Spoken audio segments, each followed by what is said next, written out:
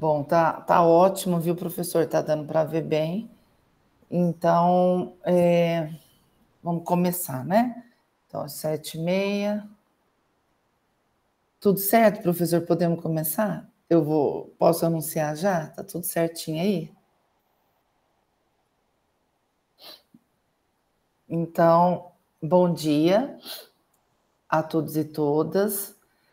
Hoje nós vamos ter, a reunião clínica vai ficar a cargo do setor de mastologia e o tema é diretrizes para o rastreamento do câncer de mama, e quem vai apresentar o tema é o professor Carrara. Bom dia, professor Carrara, obrigada por aceitar o convite, e a palavra é do senhor. Bom dia, obrigado, Carol. Então, vamos iniciar dando sequência nessas atividades que o departamento sempre oferece semanalmente e que sempre procura atualizar todos aqueles que acompanham. Obrigado pela oportunidade, Carol, e vamos apresentar, então, algumas diretrizes para o rastreamento do câncer de mama. E o motivo dessa apresentação é que nós fizemos esse tema no último Congresso de Ribeirão Preto, junto com outros colegas do setor, que eu também já os convidei para fazerem as suas apresentações nas datas que couber ao setor de mastologia dentro desse programa do departamento.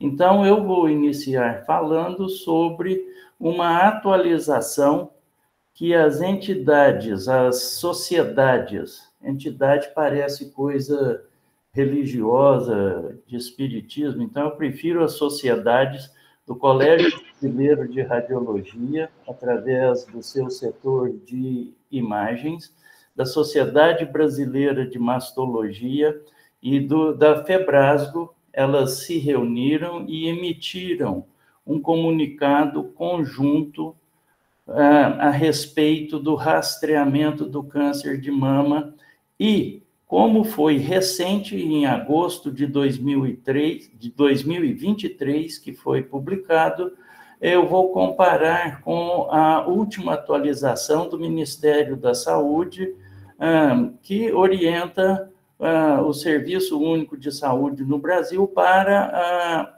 rastreamento. Então, eu vou procurar estabelecer um paralelo entre as diretrizes que o SUS preconiza e a atualização das sociedades a respeito do mesmo tema. Lembrando que a última atualização feita pelo INCA, o Instituto Nacional do Câncer, que é quem faz essa política no Brasil, ou dita política de acompanhamento de câncer no Brasil, foi publicada em 2018, com uma atualização mais recente em 2021, apenas como um manual, conforme vocês vão ver na sequência.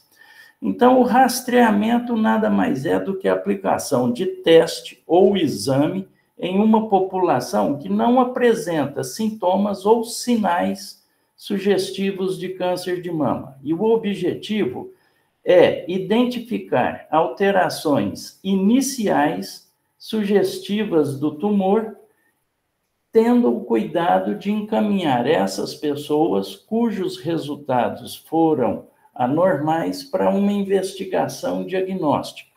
Então, a ideia de que o rastreamento evita o aparecimento ou o desenvolvimento do câncer não é verdade. O que nós procuramos com o rastreamento, na verdade, é identificar as suas formas mais precoces, diminuindo o custo, diminuindo morbidades e assim por diante. Isso é o que pode ser visto nessa sequência do slide, e lembrar que sempre apresenta limitações e riscos inerentes, que eu vou falar alguma coisa. Eu vou fazer nessa apresentação apenas a apresentação para mulheres de baixo risco, visto que outras situações também podem ser rastreadas, mas aí eu acho que se nós abordássemos essa possibilidade de mulheres que têm características que as tornam de alto risco para o desenvolvimento do câncer de mama, eu acho que nós extrapolaríamos o tempo e pode ser tema de uma próxima apresentação, com certeza, que seria a segunda parte dessa apresentação. O que justifica o rastreamento de alguma patologia? Ela tem que apresentar, essa patologia apresenta algumas características que tornam possível de que ela seja motivo de estudo nas suas fases mais precoces. Tem que ser um problema de saúde pública. E em 2021, o câncer de mama foi o segundo mais diagnosticado no mundo, perdendo para pele não melanoma.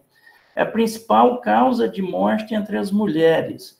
Espera-se que até 2025 tenhamos no Brasil 75 mil novos casos por ano, enquanto que o ano passado a expectativa, e esses dados estão para ser confirmados, foi de 73.610 mil novos casos, uma taxa ajustada de 41,8 casos para cada 100 mil mulheres no Brasil. Lembrando que nos Estados Unidos, 1 em cada 8 mulheres irão apresentar o câncer de mama.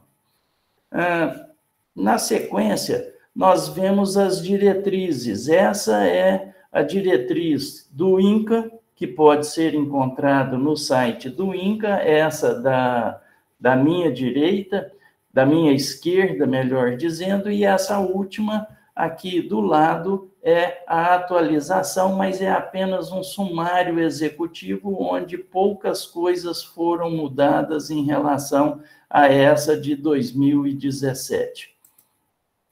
E essa é a publicação, ou essas são as publicações das sociedades, essa inicial aqui de 2017 e essa atual de 2023, onde aqui a gente vê que houve mudanças de alguma importância para a orientação do rastreamento. E nós tivemos no grupo de médicos que participou da elaboração, uma colega nossa aí do hospital, que é a Tatiane, que trabalha conosco no setor de radiologia, fazendo as mamografias e interpretando todos os exames de imagem junto ao setor de radiologia.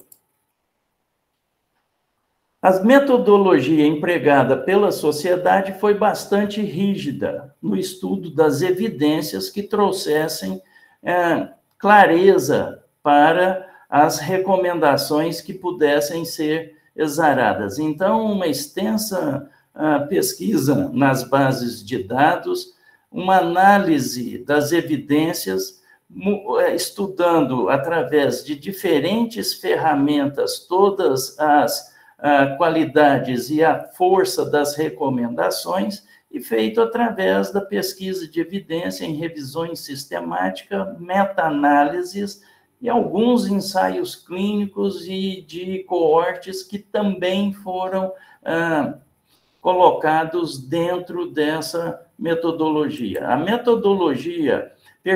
A recomendação foi formulada quando houve consenso em pelo menos 75% de todos os especialistas presentes ou dos colegas presentes nessa reunião.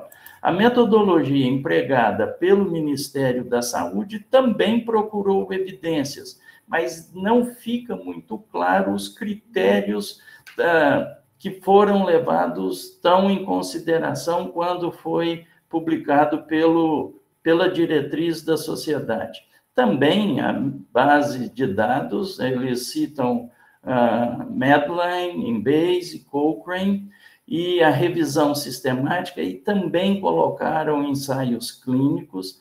O risco de viés foi analisado através da revisão em pares, e as discordâncias foram mediadas por um terceiro avaliador, e o sistema de recomendação foi o GRADE, que é a base, vamos assim dizer, o sistema principal utilizado para avaliar a qualidade da evidência e a força da recomendação.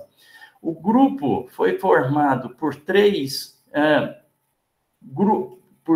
setores distintos, sendo um comitê gestor, um grupo elaborador, e como um parâmetro extra, foram convidados 2 membros externos ao Ministério da Saúde, sendo que esses 2 membros foram de academia de ensino, ok? As evidências foram classificadas e a força de recomendação pelas sociedades, classificadas em 5 categorias: a evidência de alta, moderada, baixa, um consenso ou insuficiente, e as recomendações variavam de fortemente a favor até contrário pelas sociedades. Pelo Ministério da Saúde, foram 2 graus de recomendações: favorável ou contrária. A favorável teve um desdobramento em forte e fraca, e as contrárias da mesma forma, fraca e forte.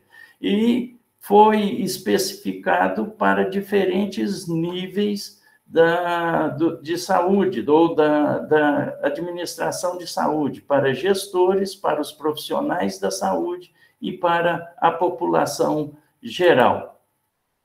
E as intervenções avaliadas pelas sociedades, pela diretriz das sociedades, a mamografia, o ultrassom, a ressonância e a tomossíntese, enquanto que pelo Ministério da Saúde, além dessas 4, também a termografia, o exame clínico mamário e o autoexame.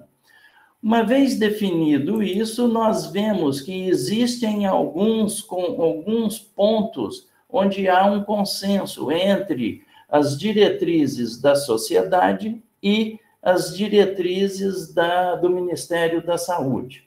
E também há pontos de dissenso, conforme nós podemos observar aqui já com relação ao rastreamento pela mamografia, que é a principal arma utilizada para o rastreamento da população, com relação à idade. Entre 40 e 49 anos, e essa é uma faixa etária onde existe muita discussão a respeito da indicação ou não da mamografia no rastreamento, as sociedades preconizam que deve ser feito um rastreamento anual. E ela dá uma evidência A, se a gente voltar aqui, nós vamos ver que a evidência A é de alta qualidade e a recomendação é forte a favor. Nós vamos ver que, comparando com o Ministério da Saúde, nós temos uma recomendação contrária e forte também. Lembrando lá do Ministério da Saúde que, contrária e forte, a intervenção não deve ser adotada como uma política de saúde nos seus diferentes níveis, tá ok? Aí tem um ponto onde já existe consenso na sequência, que é na faixa etária que vai dos 50 aos 69 anos. As sociedades mantêm o rastreamento anual nessas 2 faixas etárias, e enquanto que o Ministério da Saúde também mantém o rastreamento, com uma diferença: se pelas sociedades é anual, pelo SUS é bienal. E nós podemos ver que, com relação ao tempo, e eu mostro isso no slide na sequência, não depende tanto do tempo propriamente dito, mas sim da virulência, da agressividade da doença. Vamos só terminar essa sequência e eu já mostro isso que eu estava falando. Entre os 69 perdão, entre os 60 e os 69 anos, mantém o rastreamento, e aí nós temos outros pontos de dissenso entre as duas diretrizes. Entre 70 e 74 anos, a diretriz da sociedade preconiza que mantém-se o rastreamento anual. E, com relação ao Ministério da Saúde, a recomendação é contrária, porém diferente do que é na faixa etária dos 40 aos 49 anos, que é contrária e forte. Aqui, eles fazem uma recomendação contrária, mas o nível de evidência não é tão forte. E acima dos 75 anos, e as sociedades, a diretriz das sociedades preconiza que o rastreamento deve continuar anual por mais 7 anos, e isso foi uma mudança do que aconteceu em relação à diretriz anterior, que preconizava por 10 anos, se a mulher tivesse uma condição de saúde, que ela pudesse ter mais 10 anos de vida com qualidade de vida normal. Hoje, esse rastreamento preconiza que seja pelos próximos 7 anos. É uma mudança, não tem muita explicação do porquê, mas é o que está exarado nessa diretriz. Enquanto que pelo SUS, acima dos 74 anos, eles já são contrários, e aí a evidência pelo SUS muda de fraca até os 74 e acima dos 75 para forte, contrária, forte. Então, ok? Em relação ao tempo de rastreamento, o intervalo entre uma e outra avaliação, vamos imaginar que nós temos aqui, nesse gráfico, nessa figura, nessa faixa inferior, a doença presente, porém não possível de ser detectada por nenhum método de amostragem, de imagem. Nessa faixa, do meio, entre os dois extremos, nós temos uma doença presente e que é passível de ser detectada pelos exames de imagem. E na faixa superior, nós temos a doença já sintomática, onde eu palpo essa doença clinicamente. Essa seta representa o crescimento da doença em tamanho, enquanto que nessas faixas verticais, alaranjadas, seriam os intervalos de triagem. Não importa a unidade de tempo, se seja 1 ano, 2 anos e assim por diante. Vamos considerar como se fosse anual. Então, nós temos uma primeira possibilidade, que seria a detecção daquelas doenças indolentes, aquelas doenças que têm uma taxa de proliferação menor, com uma virulência, uma agressividade menor. Então, vamos supor que aqui a doença já estivesse presente, porém não detectável por nenhum método. A paciente passou, ou a mulher passou pela triagem, não foi detectada. Na nova triagem, depois de 1 ano, que nós estamos considerando, ela fez a nova triagem e também não foi detectada. Ela fez a terceira triagem, onde aqui o método usado pôde mostrar a presença da doença. Vamos supor que aqui tivesse passado desapercebido pelos avaliadores, ela ainda teria uma nova oportunidade, ainda não clínico, que esse nódulo pudesse ser detectado novamente pelo método de triagem e assim por diante. Então, ok? Essas são as doenças que acometem as pessoas mais idosas, que têm uma doença mais indolente, normalmente doenças menos agressivas, que seria bem diferente daquela doença que acomete mulheres mais jovens. Uma outra forma de crescimento da doença seria uma doença com uma agressividade intermediária, onde aqui a doença presente, a mulher passa pelo rastreamento, o método não consegue identificar. Porém, no intervalo de tempo utilizado, no nosso caso aqui 1 ano, nós já vemos que o método consegue avaliar e perceber essa doença e se passa desapercebido numa nova triagem, ela ainda não é clinicamente estabelecida, porém, ela ainda é diagnosticada pelo método de triagem. Numa 4ª triagem ou numa 3ª triagem, nessa sequência que ela passa, quando ela vem ao consultório, eu já consigo palpar, porque aí a doença já alcançou um volume que permite a detecção clínica através da palpação.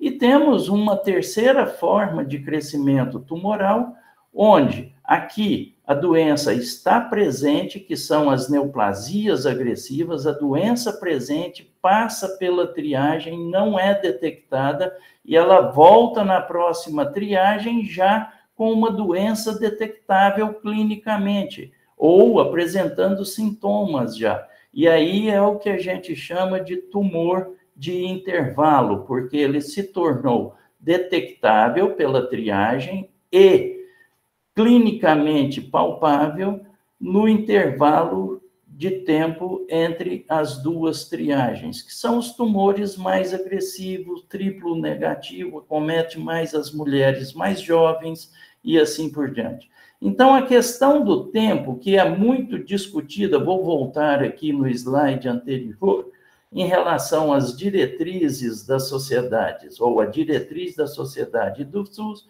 a recomendação de 40 a 49 anos, que é contrária forte pelo SUS, e tem uma referência importante na diretriz da sociedade.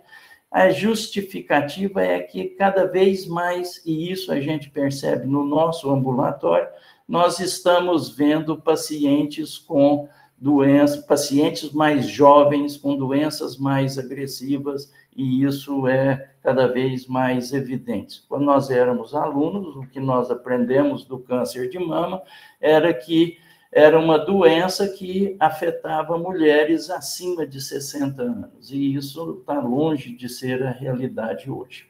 Com relação a outra ferramenta, que é, ou a outra intervenção, que é a ultrassonografia, nós temos aqui também que não, e aqui existe um consenso entre as 2 diretrizes, em qualquer faixa etária, tanto as sociedades quanto o Ministério é contrário a rastreamento com a ultrassonografia, o que não impede que ela seja utilizada como adjunto do rastreamento em algumas situações, conforme eu ainda mostro para vocês. Tá ok? Outra intervenção é a ressonância magnética. Aqui também existe o consenso entre as 2 sociedades, e da mesma forma, a diretriz das sociedades mostram que, a diretriz mostra que a ressonância pode ser utilizada e com alguma força nessa evidência em algumas situações. A tomossíntese, e aí começa a ter novamente dissenso entre as 2 diretrizes. Nós temos que na idade de até 49 anos, a diretriz da sociedade, das sociedades mostram que ela deve ser considerada aonde ela é disponível, junto com a mamografia 3D ou 2D, conforme é aquela metodologia utilizada pelo sistema. Enquanto que no Ministério da Saúde a diretriz é totalmente contra e com uma evidência forte, segundo os ministérios, o Ministério. Aqui a mesma recomendação é feita para qualquer faixa etária. E a última, que o Ministério da Saúde fez a avaliação, enquanto que as sociedades não levou em consideração o autoexame, o exame clínico e a termografia como método de rastreamento, as recomendações são contrárias, sendo que não se conseguiu evidência suficiente para elaborar alguma recomendação com relação ao exame clínico. Sobrou um parênteses aqui. O autoexame e a termografia têm contraindicação forte. A contraindicação ao autoexame no Canadá é tão forte que as sociedades preconizam contra o ensino do autoexame para as pacientes. Eu não acho que eu seja tão radical. Eu acho que o autoexame deve ser praticado pela mulher. Ninguém melhor do que a mulher para conhecer as suas mamas, porém, não ficar só no autoexame. Qualquer anormalidade percebida deve ser motivo de procura para um exame mais acurado com o profissional, que vai indicar qual a metodologia, qual a intervenção de imagem deve ser utilizada, tá ok? E aí nós temos aqui algumas recomendações de intervenções adjuntas, conforme eu disse para vocês. E uma dessas situações, e existem várias dessas situações, de lesão proliferativa na mama, pacientes que já tiveram tumores mamários prévios, pacientes que sofreram irradiação, pacientes com alterações genéticas que caracterizam as mulheres de alto risco, que eu não acrescentei nessa explanação, porque alongaria muito. Mas a mama densa é relativamente comum. Então, na condição presente de mamas muito densas, a intervenção da mamografia continua sendo feita, mesmo após os 70 anos, pela sociedade aqui. O SUS não leva isso em consideração, ela tem um programa de rastreamento para mulheres de alto risco diferenciado, e as sociedades preconizam que mamografia continua da mesma forma. Acima dos 70 anos, a recomendação é fraca, a evidência é fraca para as mamas densas. A ultrassonografia deve ser feita como intervenção adjunta de forma anual. A ressonância magnética deve ser feita nessa situação de mamas extremamente densas de forma bienal, como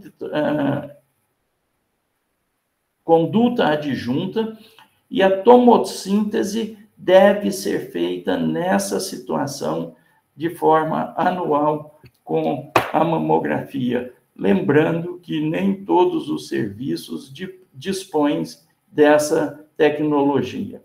Tá ok? Eu acho que para hoje era isso, e eu fico para uma próxima oportunidade devendo a apresentação das mulheres de alto risco. Obrigado, Carol.